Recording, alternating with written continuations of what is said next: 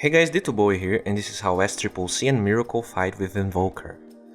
Watching the laning phase, you could see Sumail making an effort to deny creeps from SCCC, especially in the beginning when Invoker doesn't have that much right-click damage. Check how SCCC abuses Sumail going for that deny when initiating. Most of the time, if you start with the hero already turned to the direction he wants to run, or on the max range of your skill, it can be harder to follow up. In this clip though, what makes the difference is the fact that he has boots and windlace, which he probably bought to deal with static link. Also, check how he uses ice wall not only to secure the kill on Razor, but to also be able to disengage safely. In my opinion, Invoker is one of the greediest yet viable heroes in this patch. The main reason for it is how Sunstrike compensates the fact that he will farm for a long time during the early and mid game. There are other global skills that have the same impact, but usually the hero doesn't scale nearly as well and usually have a bigger cooldown like Zeus and Nature's Prophet. The downside of Sunstrike is having to aim it. I talk about it a lot in my other Invoker videos, so check them out. But pro players, especially in the early game where your mana is limited, avoid casting it when there is no disable to guarantee it landing. Fools die, as you well know. As I also talk in my other videos, Forge Spirits and Sunstrike is the usual skills to have in the lane, but when a huge fight breaks out, not only he learns Cold Snap as we can see, he optimizes his possible contribution to the fight. First, he resummons Forge Spirits because he would lose Sunstrike by casting Cold Snap right away, then he recasts Sunstrike to be able to use Cold Snap without losing it. And here we see why the best move oftentimes is waiting for a disable to cast Sunstrike. In these big team fights, it's very hard to foresee how things will turn out. In ranked games, if you're playing Invoker, it's a good idea to ask your teammates with initiation items and disables to tell you when you're going on someone, because while it's good that you try to assess what's going on in the entire map, more often than not you will be just a little too late, and against heroes like Slark, it can get pretty hard to land the Sunstrike when the disable ends. In this footage, Slardar wanted to kill Sumail, so as he hides himself in the trees, SCCC TPs to the lane, but check how first he gets out of vision. They are against the Kanka and Beastmaster, so hiding before TPing is definitely important, considering they were close to their tier 2. Unlike Cold Snap, when you cast Ice Wall, you won't get affected by Razor's passive, and Cold Snap would also be inferior than Ice Wall in Disabled, especially because they don't have a lot of damage instances to proc the Cold Snap. Usually people like to rate whether an Invoker is very good based on how well he can perform those crazy refresher combos in the late game, and that's pretty true, but the best tool to keep your farm high and allow you to be greedy is landing Sunstrikes reliably throughout the game. And I'm not saying that you have to spam the skill and eventually land one, you need to quickly pick up on the situations where Sunstrike is viable. The most common one is when a hero gets disabled by a close to 2 seconds disable, but here since Kotl got caught unexpectedly, he doesn't move right away and BH eventually kills him. But BH wouldn't get the kill if SCCC wasn't that fast to use the Sunstrike. This clip is pretty interesting. Slark has a Linkens and that really dissuades Miracle using the use combo on him. But since Bounty Hunter broke the Linkens with track, he's able to jump. But check how he only goes after Dark Pact is on cooldown, and now, even though Slark had Shadow Dance, he dies to the combo.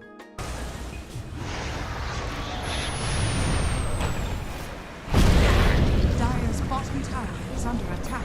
Okay, so this is a very long fight. It all starts in the Roshan pit.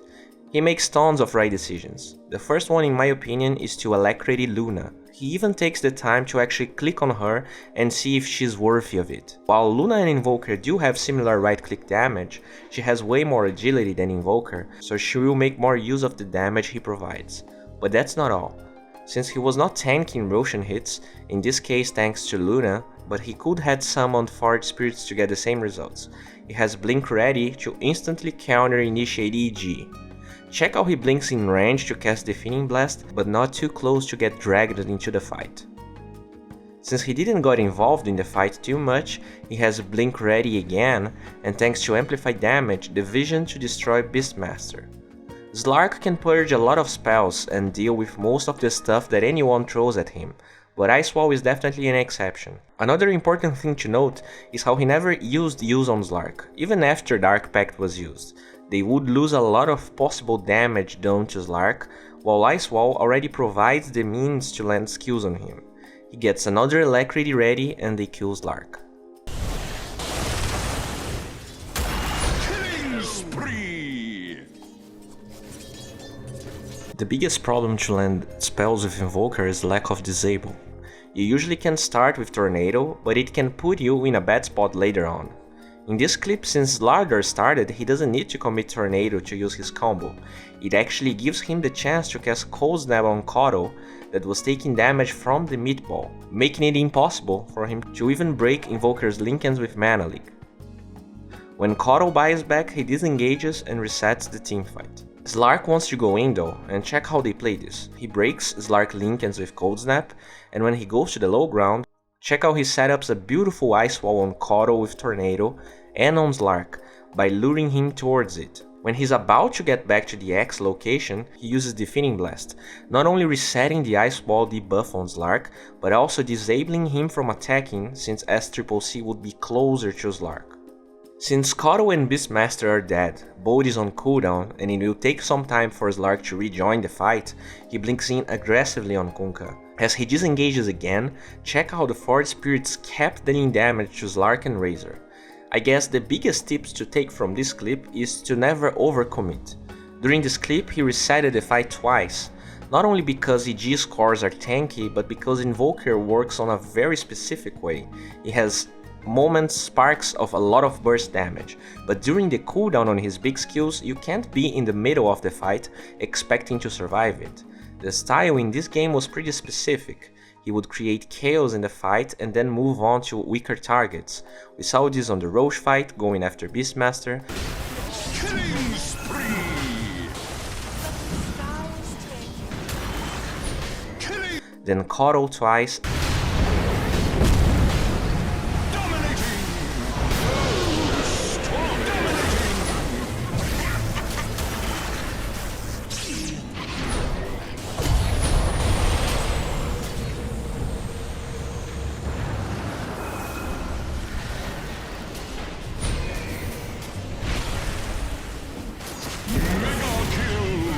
And in the end, Kunkka. While the fight keeps going on, they almost take barracks and retreat. Considering SCCC vision, I would say he was trying to land all those skills on Slark instead of the follow-up heroes from EG, but ends up working pretty well and they kill Slark. Another common denominator I found in this game is how he likes to use Tornado and Ice Wall together, instead of using that standard Tornado into Meteor and Defeating Blast combo.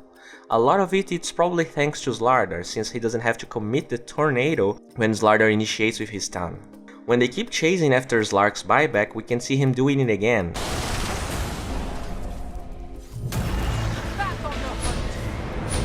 And since Slark relied on Dark Pact to dodge the Tornado, now he can use Defeating Blast, guaranteeing the full duration of Disarm. And finally, when Arteezy commits Shadow Dance, check how diligent he is with Cold Snap.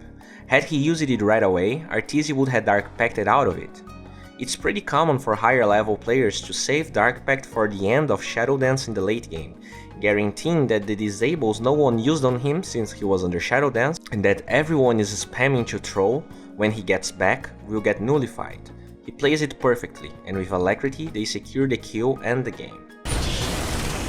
Mega kill! Radiant's middle barracks are under attack.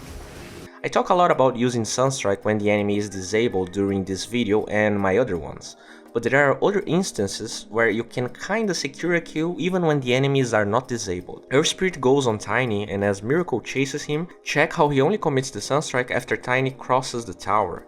By doing that, there are only two outcomes for this. 1. Tiny gets hit by Sunstrike. And 2. Tiny goes back, but probably gets killed by Miracle anyway since he's low HP.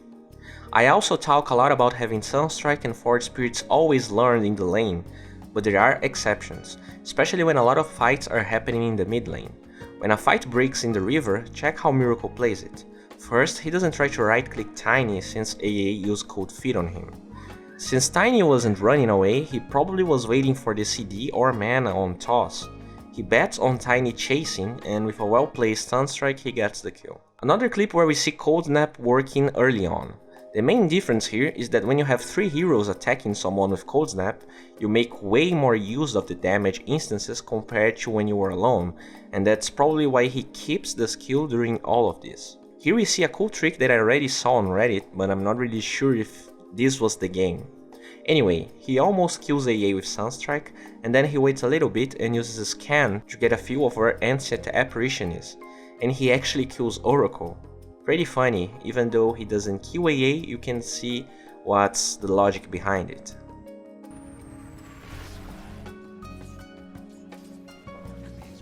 This is a good showing of why betting on people's movement trajectories is not reliable in higher level games. Usually when you're in the lane like that, your enemies can see your Sunstrike casting animation. In this clip I'm not really sure whether he tried to dodge the kick from Earth Spirit or if he was dodging the Sunstrike, but they get the kill regardless. A lot of people don't really know how Forge Spirits work. Most people understand that each attack from the Forge Spirits reduces armor from enemy heroes, but it costs mana for each attack to reduce armor, and in the early game, the Forge Spirits don't have a lot of it. So in this clip, check how he made sure that the Forge Spirits kept dealing damage on Tiny as he initiated. Also, check how he doesn't even bother to use Cold Snap. What he does instead is summon more Forge Spirits with mana, and look how he just right-clicks Tiny to death. He resummoned the Forge Spirits even though they were still alive, so you could see that he knew he would deal a lot of damage to Tiny. Then, since he didn't bother using Cold Snap, and since he also recasted Sunstrike later on before invoking Cold Snap, he can use both skills guaranteeing another kill.